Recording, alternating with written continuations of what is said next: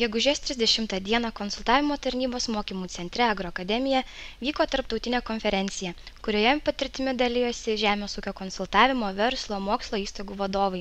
Pranešimus skaitė ir svečiai iš užsienio – Airijos, Suomijos, Danijos, Lenkijos bei Latvijos. Patirtis yra būtent tas dalykas, kai mes ne tik įvertinam, kas įvyko, bet mes žinome, ką mes darysime su tą patirtimi. Sakykime, mūsų laukia naujas 14-20 metų programavimo laikotarpis ir, sakykime, kaimo plėtros dokumentas ES aiškiai parašyta, kad kiekvienas ūkininkaujantis žemės ir miškų savininkas turi turėti vienodas galimybės į informaciją, į konsultavimą ir paslaugas, kurios yra reikalingos.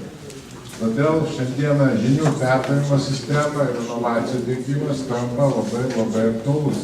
Kokią perspektyvą mato Lietuvos ūkininkai ateinančiam programavimo laikotarpiu?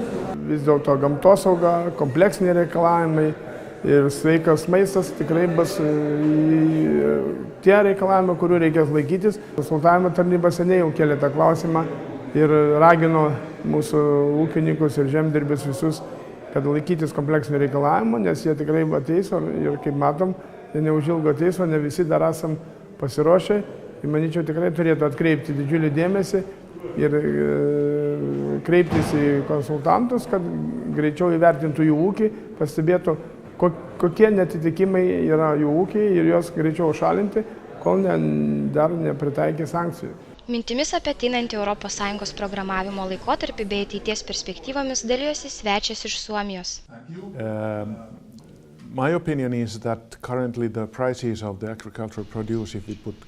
Mano manymu, artimiausioje ateityje žemės ūkio produkcijos, grūdų, pieno, mėsos ir kitų produktų kainos turėtų išlikti panašiame lygmenyje arba kilti. Produkcijos kainų kilimas ūkininkams suteiktų didesnės galimybės plėsti bei efektyviau valdyti savo ūkius. Kaip bebūtų, esame ES nariai, todėl žemės ūkio situacija priklauso nuo bendrosios žemės ūkio politikos krypties, pavyzdžiui, būsimų išmokų dydžio. Kaip žemdirbis konsultuojančios organizacijos atstovas galiu pasakyti, kad ateinančiame laikotarpyje žemdirbiai turės dar daugiau dėmesio skirti savo investicijoms, planuoti ir efektyviai valdyti savo ūkio veiklą, kad išliktų konkurencingi. Apibendrinant galiu teigti, kad mūsų laukia daug pokyčių, bet tikiu, kad jie bus daug žadantis. Konsultavimo tarnyba nuolatos tobulėja. Bendradarbiaudama su užsienio žemdirbių konsultavimo organizacijomis tobulina savo paslaugas bei konsultavimo metodus.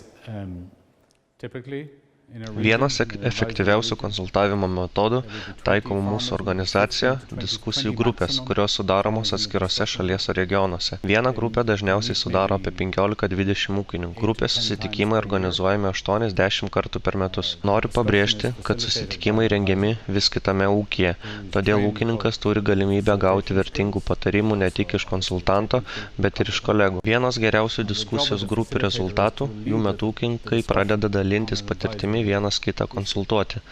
Diskusijas organizuoja ir veda konsultantas, kuris turi gebėti ne tik palaikyti diskusiją, bet puikiai išmanyti savo sritį.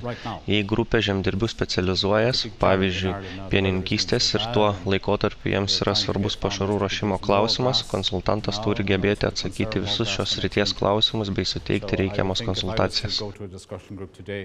O kad mūsų šitas darbas sektųsi geriau, tai esminis dalykas mums susitar dėl vertybių. Jeigu vertybė bus ūkininko ūkio pasiekimas, jo gebėjimas ūkininkauti, tausojant gamtą, nedarant jo žalos ir gauti pelningą savo veiklos rezultatą, tai mes tikrai surasime bendrą kalbą.